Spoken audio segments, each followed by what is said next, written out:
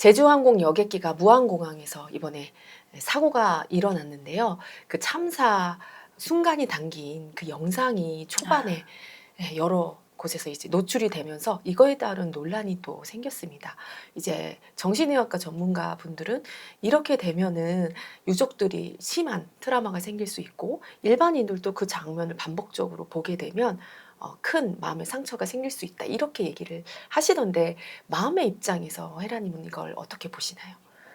사실은 마음은 우리 모두 하나거든. 그렇기 때문에 세월호 사건 났을 때 세월호 가족들이나 그런 사람만 아팠나? 아니잖아. 온 국민이 우울증에 걸릴 정도로. 우리가 몸이 만약에 발이 다쳤어. 그러면 그 다리만 딱 아픈가? 아니야. 온몸에 몸살이 나고 다 아파. 유기체거든. 그것처럼 우리는 하나거든. 특히 한민족은 한 핏줄이기 때문에 사고가 나는 순간 그걸 본 사람도 안 본 사람도 다 같이 무의식에서는 아는 거야. 아픔을 느껴요. 그러니까 심지어 그 장면을 보지 않아도 소식만 들어도 소식을 듣지 않아도 이미 알아요. 느끼게 돼 있어. 하나로 연결돼 있어. 마음은, 무의식은. 그래서 느끼게 돼 있고 그걸 미리 예고하는 전조 증상들이 많이 일어났을 거야. 그 사고 전에 하루 이틀 전부터 우리 여기 망공부하러 오는 분들이 전부 버스 타이어가 다 고장났어요. 오다가 뭐 자기 차 타이어가 다 빵꾸가 났어요. 또는 우리 멀쩡한 벽에 새들이 갑자기 새가 들이받아서 죽기도 하고 이런 것들이 앞으로의 사고를 예고하는 거야. 무의식에서. 받아들이라고 아픔이 올 거다 이렇게.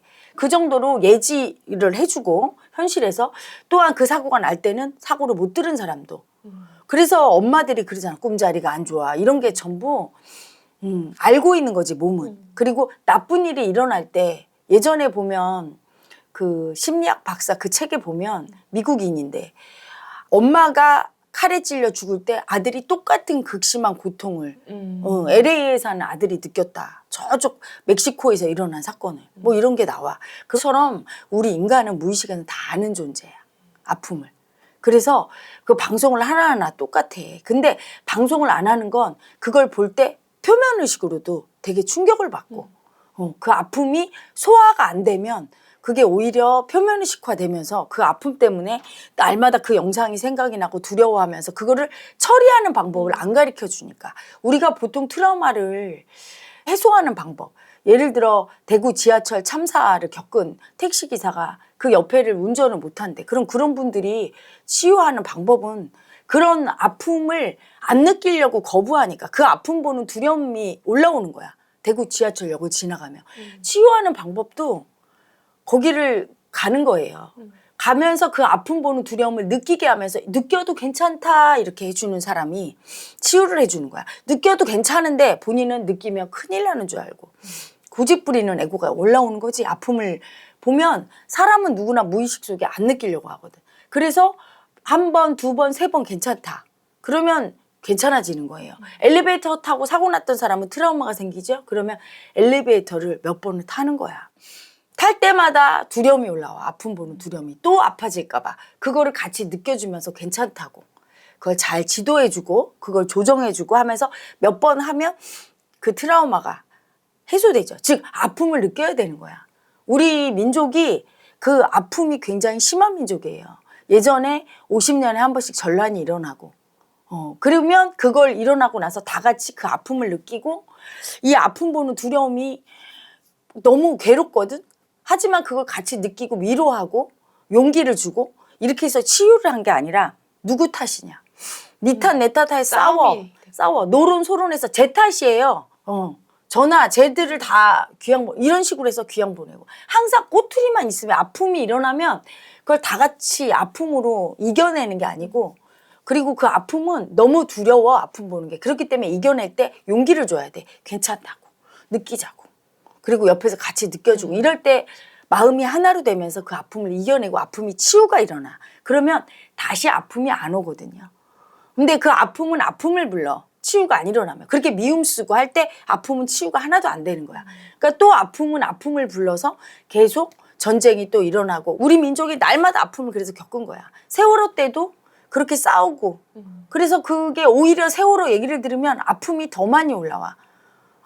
왜냐하면 그것 때문에 나라가 두 쪽으로 갈라지고 그때부터 더 싸우고 그걸 또 이용해 먹고 정치인들이. 제일 나쁜 지도자, 정치인이 그런 인간이에요.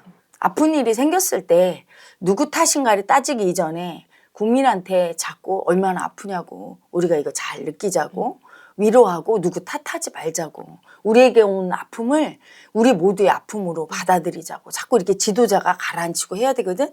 근데 아픔이 없어도 멀쩡하게 싸움박질하면서 국민 편갈라서 싸우게 해. 아주 못돼 처먹은 지도자들이지. 요즘의 정치인들. 더군다나 이런 사고가 났을 때 아픔을 위로하고 같이 국민 여러분 같이 아파하고 애도기간 갖고 좋아. 근데 정치인들이 이걸 이용해서 자기들이 인정받으려고 쇼지라거나 또는 자기가 뭘 해줄 수 있다고. 사실은 인간은 남을 위해서 해줄 게 별로 없는 거야. 이미 사고 난 다음에 가서 위로하고 안아주고 죽은 사람은 돌아올 수가 없는 거지. 하지 말라는 게 아니라 위로는 하되 그걸 갖다 이용해서 자기 사랑받으려고 하면 안 되는 거지.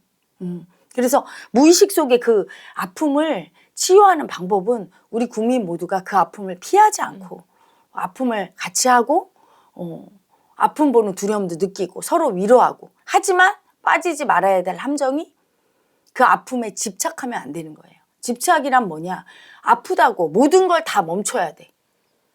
연말에 사실은 다 같이 회식도 하고 마무리하고 같이 좋아했던 사람들끼리 뭐 연말 연시에 어디 가고 이런 거 행사 다 취소하고 아프니까 우리 아무것도 안 한다고. 이러면 아픔에 빠지는 거예요. 집착하는 거야. 그러면 안 돼요. 하는 걸 다 하지만 하면서 아픔을 잊으면 안 되겠지? 너무 기뻐하고 술 고래로 마시고 남의 아픔을 아랑곳하지 않고 막 너무 좋아해. 이럴 때 그게 아픔을 인정 안 하고 아픔을 거부하는 가해자 마음이기 때문에 본인이 아파져요. 그렇다고 해서 아픔에 집착해서 아무것도 안 하고 그러면 그것도 더 힘든 거야. 우리가 왜 다치고 할 때 회복될 때 살살 자꾸 움직이라고 하잖아. 수술 후에. 아파도 움직여야 수술 후에 그 부위가 상처가 안 문다고 하죠.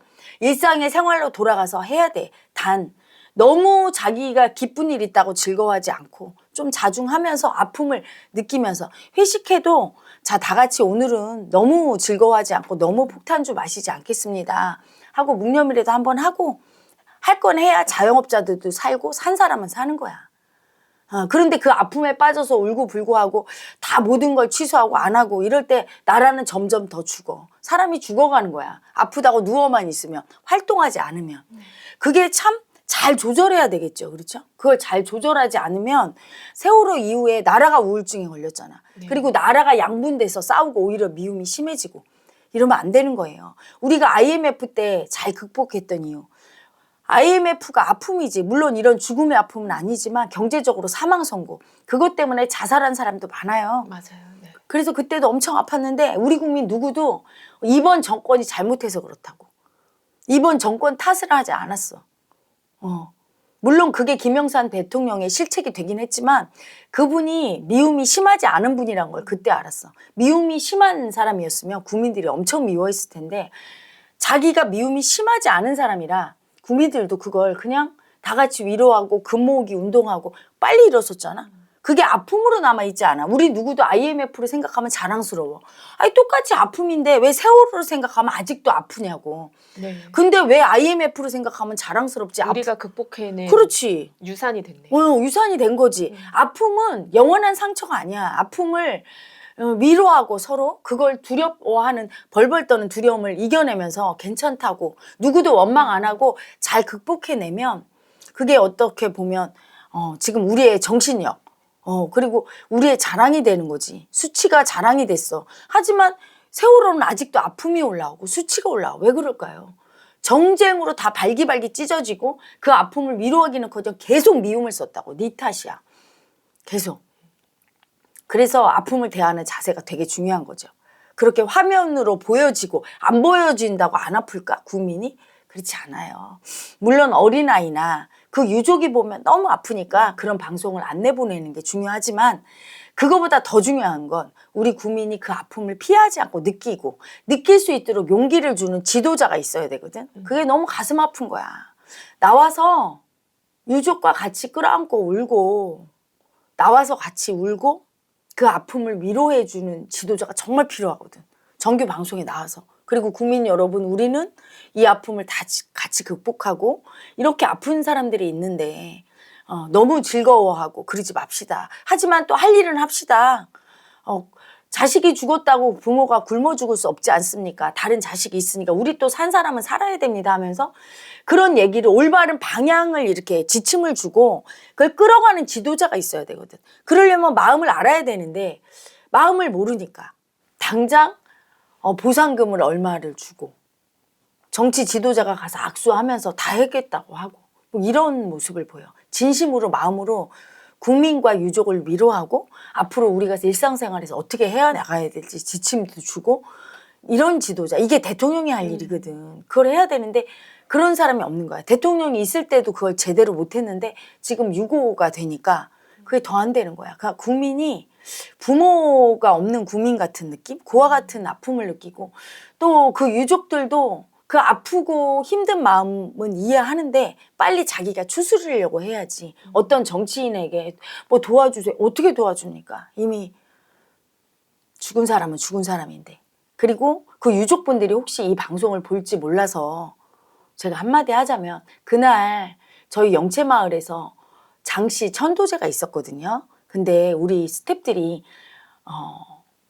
비행기 사고가 난 걸 알고 오후 4시 반에 항상 하거든요. 천도제를 위패를 올렸어요. 그래서 그분들이 많이 오셨어. 죽은 분들이. 그래서 그분들의 말을 제 입을 빌어서 전해드립니다. 엄마에게 전하는 딸의 메시지. 엄마를 사랑했는데 평생 툴툴거리고 엄마한테 이 마음을 한번 전하지 못하고 이렇게 빨리 갈지 몰라서 전하지 못한 게 너무 아프다고 꼭 전해달라고. 그리고 아주 아기가 있었는데 그 아기는 그 아기 때문에 제가 많이 울었는데 그 아기는 이렇게 부모님이 나를 낳아주시고 키워주셨는데 효도를 못하고 가서 그렇게 얘기해요. 효도를 못하고 가고 또 대한민국에 태어나서 훌륭한 사람 돼서 나도 우리나라에 좋은 일을 하고 싶었는데 일찍 가서 너무 아프다고 이렇게 얘기를 하는 거예요. 그래서 아기인데 마음은 어른이더라고. 슬퍼하는 국민들께 꼭 얘기해달라고. 슬퍼하지 말라고. 죽음을 아이가 제일 많이 받아들였어. 그리고 이제 거기서 되게 아팠던 사연이 아버지인데 평생 무뚝뚝하셨나 봐. 자식들이나 주변 사람에게 자기가 자기 마음을 전하고 되게 고마운 사람이 많았는데 고맙다고 말을 안 해줬는데 그걸 얘기를 못하고 갔어도 자기는 너무 아프다고 너무 고마웠다고 하면서 특히 친구들 이름을 막 부르는데 제가 이름까지는 기억이 안 나요. 근데 뭐 거기에 고 씨도 있었고 김희 씨, 뭐 이 씨, 박 씨, 윤 씨 막 이렇게 얘기하면서 그 친구들 이름을 쭉 부르면서 니들이 있어서 행복했다. 슬퍼하지 말고 니들은 오래오래 살다 와라. 막 이렇게 얘기하고 그러니까 하나같이 다 막 아픈 한을 이게 천도제라면 그 아픔이 와서 한을 얘기하는데 그 한이 자기 마음을 인정하지 못한 한. 자기 마음을 인정해서 사람들에게 고마우면 고맙다고 사랑하면 사랑한다고 또 미워하면 미워하면서 미움 쓰고 또 화해하고 자기 마음을 있는 그대로 표현하지 못한 한을 엄청 많이 얘기하더라고요. 그래서 그날 천도제는 저나 스텝이나 오셨던 천도제 드리러 오셨던 모든 분들이 되게 아픔이 많이 올라오고 엄청 많이 울었거든. 그래서 그분들의 아픔은 그거였어요. 그래서 유족분들은 그렇게 슬퍼하고 그걸 원하지 않는다는 거. 가신 분들이 남은 사람들은 자기들이 행복했던 모습만 기억하고 잘 살아주기를 되게 바라고 심지어는 자기가 죽으면 남겨진 가족들이 슬퍼하고 불행하게 살까 봐 되게 걱정돼서 못 가겠다고 이런 영혼들도 있었거든요. 그래서 아픔을 인정하시되 내가 이렇게 슬퍼하고 아파하는 거를 내 자식이나 부모나 가족이 그 죽은 사람이 알면 죽어서도 편히 쉬지 못하고 구천을 떠돈다. 그래서 아픔지만 아픔을 받아들이고 행복하게 살기를 원하는 게 그분들의 뜻이니까 그렇게 살기를 바란다. 남은 인생을 그냥 그 아픔에 빠져서 자기 할 일도 못하고 행복도 하나도 안 느끼고 그렇게 살다 가면 그 죽은 영혼들이 쉬지 못하고 계속 아프고 같이 힘들 뿐이거든요. 그래서 부디 편히 쉬고 행복하게 살다가 오라고. 하나같이 하는 말은 그거 있어요. 먼저 가서 편하게 있을 테니까 내모까지 편하고 행복하게 사시다 오시라고. 이게 영혼들의 소망이었고 그러면서 천도를 했거든요.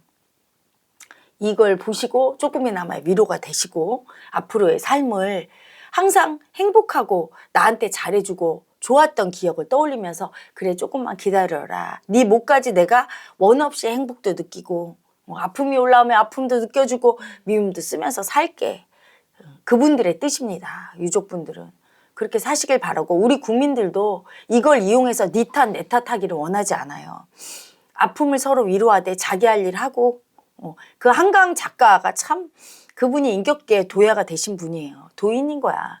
자기가 그 노벨상을 받을 때 얼마나 기뻤겠어. 그치? 그래도 세상에 아픈 분들이 많으니까 너무 기뻐하지 않는 방향을 선택하잖아. 사람들이 기뻐하고 자기를 막 이렇게 사랑 주고 할 때 집착이 올라와서 그거를 받으려고 오히려 세간의 주목을 받을 만도 한데 그거를 내린 것처럼 똑같아요. 너무 기뻐하지 않고 본인이 좋은 일이 생긴 분들도 또 미움이 올라와도 너무 미움 쓰지 않고 지금 애도 기간에는 그래서 그분들의 아픔을 느끼고 또 아픔을 위로하고 우리 국민이 이 애도 기간에는 그렇게 지냈으면 좋겠습니다.